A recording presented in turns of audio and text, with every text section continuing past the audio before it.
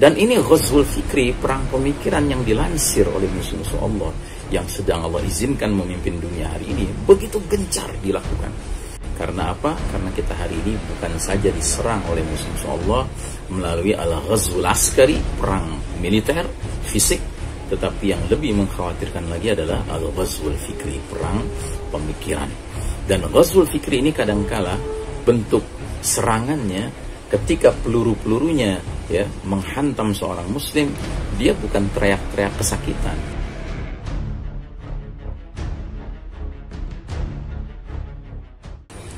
Saudara sekalian rahimakumullah, kesempatan kajian akhir zaman kali ini mengambil tema al-ghazwul fikri. Al-ghazwu artinya perang, al-fikri artinya pemikiran. Kadang-kadang disebut juga perang urat saraf, kadang-kadang disebut juga the battle of hearts and minds, ya, pertarungan memperebutkan hati dan pikiran manusia. Perang pemikiran atau ghazwul fikri merupakan bentuk perang yang lebih banyak diperankan sekarang ini oleh pihak al-kuffar terhadap kaum muslimin, terutama semenjak Allah Ta'ala mengizinkan mereka yang memimpin dunia ini, dan Allah Ta'ala melepas giliran kepemimpinan umat Islam atas dunia ini. Umat Islam harus bersabar, berada di tepi, di pinggir, ya, terpinggirkan. Nah, di antara ayat-ayat yang menggambarkan ya, semangat ghazwul fikri yang dilakukan oleh musuh-musuh Islam kepada umat Islam adalah pertama surah Fussilat ayat 26. Allah Ta'ala berfirman dalam ayat itu, wa qala alladhina kafaru la tasma'u li hadzal qur'an walghaw fihi la'allakum taghlibun. Artinya, berkatalah orang-orang kafir, janganlah kalian simak dengan sungguh-sungguh akan Al-Quran ini, dan buatlah hiruk pikuk di sekitar Al-Quran agar kalian dapat mengalahkan mereka. Mereka itu siapa? Ya ahlul Quran, umat Islam, kaum beriman. Jadi melalui ayat ini jelas sekali bahwa kaum kufar itu tidak senang bila mana umat Islam itu menjadikan Al-Quran sebagai pedoman hidupnya, sebagai penentu arah kehidupannya, sebagai minhajul hayah, pedoman kehidupannya. Begitu juga dalam surat At-Taubah ayat 32 kita jumpai ayat Allah Ta'ala yang berbunyi, yuriduna ayyutfi'u nurallahi biafwahihim wa ya'ballahu ayyutimma nurahu walau karihal kafirun. Mereka kaum kafir berkehendak memadamkan nur Allah, cahaya agama Allah, dengan mulut-mulut mereka. Dan Allah Ta'ala ya, tidak akan mengizinkan hal itu terjadi. Bahkan Allah Ta'ala akan menyempurnakan cahaya agamanya sekalipun kaum kafir tidak menyukainya. Jadi kalau di sini bahasanya biafwahihim, dengan mulut-mulut mereka. Karena memang dahulu kala di zaman Nabi berdakwah di kota Mekah, begitulah setiap kali Nabi menyampaikan dakwah di satu kalangan kaum Quraisy, maka akan ada di belakang Nabi seseorang atau beberapa orang ya, penentang dakwah ini, yang dengan mulut mereka menyatakan bahwa itu Muhammad itu orang gila, itu Muhammad itu penyihir, itu Muhammad itu tidak waras, dan seterusnya. Jadi dengan mulut-mulut mereka mengcounter apa yang disampaikan berupa kebenaran cahaya agama Allah oleh Nabi Muhammad SAW. Nah, hari ini sudah barang tentu pengertian dengan mulut-mulut mereka bukan sekedar mulut saja, tetapi dengan segenap ya fasilitas telekomunikasi mereka, entah itu internetnya kah, entah itu televisinya kah, mass medianya kah, ya, kemudian ya berbagai ya, social medianya lah, dan seterusnya. Kemudian juga kita temukan dalam surah Ali Imran ayat 118, Allah berfirman, waddu ma'anittum qad badatil baghdha'u min afwahihim wa ma tukhfi suduruhum akbar. Artinya, mereka kaum kufar itu ingin kehancuran bagimu, bagi Nabi Muhammad SAW dan tentu bagi umatnya. Qad badatil baghdha'u min afwahihim, sungguh telah nyata kebencian itu keluar dari mulut-mulut mereka, dari mass media mereka, dari alat-alat propaganda mereka. Wa ma tukhfi suduruhum akbar, sedangkan yang tersembunyi di hati mereka lebih dahsyat lagi, ya, kebenciannya, ketidaksukaannya, gitu. Nah, jadi saudaraku rahimakumullah, ayat-ayat ini semua pada dasarnya memberikan sebuah informasi kepada kita orang-orang beriman bahwa kita wajib berhati-hati, ya, menghadapi kaum kufar, ya. Dan terlebih lagi kita umat Islam yang sedang ditakdirkan Allah hidup in the darkest chapter of the Islamic history, di babak paling kelam dalam sejarah umat Islam, yaitu babak mulkan jabriyah, babak para penguasa yang memaksakan kehendak mereka, babak di mana Allah Ta'ala sedang mencabut hak kepemimpinan dunia dari tangan Islam dan umat Islam untuk selanjutnya Allah serahkan kepada pihak lain, dalam hal ini the Western civilization, peradaban Barat, yang tidak lain adalah the Judeo-Christian society, masyarakat Yahudi Nasrani, terutama Yahudi, ya. Nah, ada lagi satu ayat yang Masya Allah, kalau kita perhatikan ayat ini lebih dahsyat lagi. Allah Ta'ala sampai berfirman dalam surat Al-Baqarah 217. Allah berfirman, وَلَا يَزَالُونَ يُقَاتِلُونَكُمْ حَتَّى يَرُدُّوكُمْ عَنْ دِينِكُمْ إِنِ اسْتَطَاعُوا. Mereka kaum kafir harbi, ya, kafir harbi itu artinya orang-orang kafir yang memiliki jiwa permusuhan, memerangi Islam dan umat Islam. وَلَا يَزَالُونَ يُقَاتِلُونَكُمْ, mereka tidak henti-hentinya memerangi kalian, ya.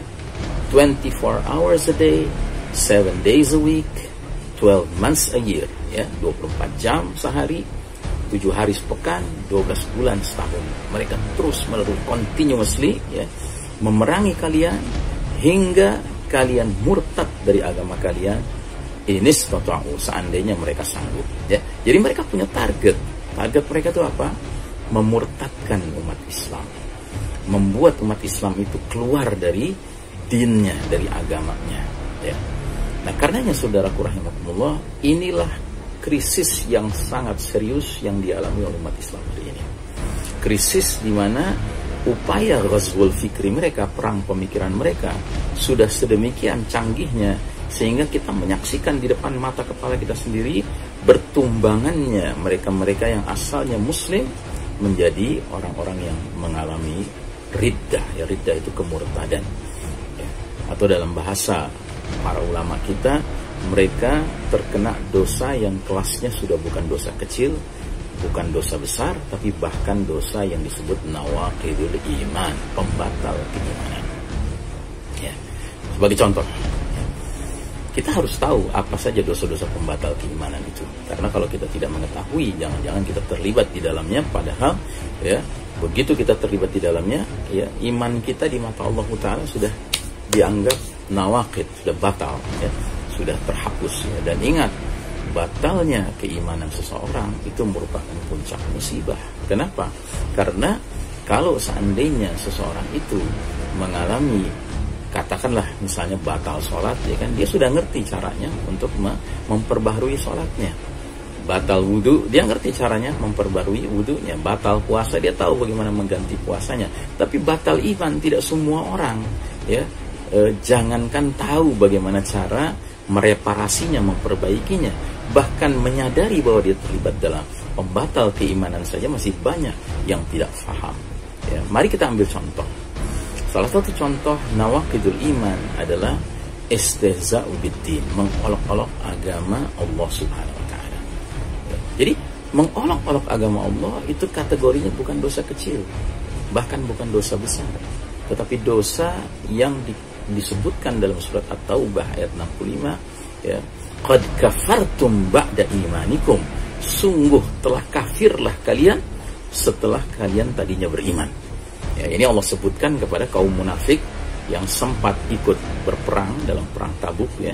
Dalam perjalanan pulang, mereka kemudian mengolok-olok Rasul, mereka mengolok-olok, ya, para sahabat, ya. Hal ini dilaporkan kepada Nabi SAW Bahkan yang melaporkan belum sampai ketemu dengan Nabi, Nabi sudah terima wahyu yang memperingatkan bahwa tindakan istihza tadi, mengolok-olok agama Allah, ayat-ayat Allah, mengolok Rasul Allah, ya, itu pada hakikatnya adalah dosa qad kafartum ba'da imanikum. Sungguh telah kafirlah kalian sesudah kalian tadinya asalnya beriman. Nauzubillah min dzalik. Dan hari ini sejujurnya begitu banyak kita menyaksikan orang-orang yang mengaku muslim dengan ringannya mengolok-olok agama Allah Subhanahu wa taala. Kadang-kadang mengolok salat, kadang-kadang mengolok Al-Quran, kadang-kadang mengolok Nabi Muhammad SAW, kadang-kadang mengolok Allah Ta'ala. Na'udzubillah min dzalik, ya. Nah, jadi saudaraku rahimakumullah, ini satu contoh, ya. Dan ini ghazwul fikri, perang pemikiran yang dilansir oleh musuh-musuh Allah yang sedang Allah izinkan memimpin dunia hari ini, begitu gencar dilakukan. Salah satu lagi contoh lain misalnya ideologi pluralisme yang disebarluaskan oleh kaum kufar hari ini. Pluralisme ini adalah sebuah ideologi yang pada ujungnya membuat seorang muslim ketika sudah menelan ideologi ini, menerimanya, dia akan dengan ringannya mengatakan semua agama sama, semua agama baik, semua agama benar. Padahal kalau kita perhatikan dalam Al-Quranul Karim, tidak ada Allah Ta'ala pernah mengatakan bahwa semua agama sama, semua agama baik, apalagi semua agama benar. Ya, ayatnya sangat jelas dalam surat Ali Imran ayat 19. Allah Ta'ala berfirman, Inna dina indallahil Islam. Sesungguhnya din di sisi Allah yang diridhoinya hanyalah Islam. Bagaimana mungkin seorang muslim membaca ayat ini, memahaminya, menginternalisasikan dalam dirinya, lalu dengan ringannya dia bisa mengutarakan kalimat semua agama sama? Ya, tidak mungkin. Allah hanya ridho kepada satu, al-Islam. Bahkan dalam surat Ali Imran 85 lebih tegas lagi Allah Ta'ala berfirman, wa may yabtaghi ghairal islami dinan falan yuqbala minhu wa huwa fil akhirati minal khasirin. Dan barang siapa mencari selain Islam sebagai din, sebagai jalan hidup, sebagai agama, maka sekali-kali nggak akan diterima darinya oleh Allah Ta'ala, dan dia di akhirat akan termasuk golongan yang merugi. Jelas tegas disebutkan dalam ayat itu bahwa barang siapa mencoba-coba mencari selain Islam sebagai jalan hidup, dia akan merugi, ya, di akhirat dia akan merugi. Dan kalau sudah dikatakan merugi di akhirat, maknanya apa? Dia akan dimasukkan ke dalam kemurkaan Allah Ta'ala, yaitu neraka Allah Ta'ala, khalidina fiha abada, kekal selama-lamanya di dalamnya. Wa na'udzubillah min dzalik, ya. Karenanya saudaraku rahimakumullah, kalau kita masih mau mencari lagi, ada satu ayat lagi yang bahkan mengcounter logika ideologi pluralisme itu, yaitu surat Al-Hijr ayat kedua. Allah Ta'ala berfirman, Rubama yawaddul ladina kafaru law kanu muslimin. Kelak di akhirat nanti, orang-orang kafir itu seringkali memohon seandainya dulu di dunia dia dijadikan muslim. Jadi dia menyesal dahulu di dunia tidak menjadikan Islam sebagai pilihan berkeyakinannya, beragamanya, jalan hidupnya. Maka saudaraku rahimakumullah, marilah kita waspada, kita tingkatkan, ya, hifzul iman, semangat memelihara keimanan kita. Karena apa? Karena kita hari ini bukan saja diserang oleh musuh Allah melalui al-ghazwul askari, perang militer, fisik, tetapi yang lebih mengkhawatirkan lagi adalah al-ghazwul fikri, perang pemikiran. Dan ghazwul fikri ini kadangkala bentuk serangannya ketika peluru-pelurunya, ya, menghantam seorang muslim, dia bukan teriak-teriak kesakitan, dia bahkan mengatakan, aduh tambah lagi dong, tambah lagi, seolah-olah dia sedang menikmatinya. Demikianlah, mudah-mudahan ada manfaatnya. Wassallallahu ala nabiyyina Muhammadin wa ala alihi wa sahbihi wasallam taslima. Walhamdulillahirabbil alamin. Wassalamualaikum warahmatullahi wabarakatuh.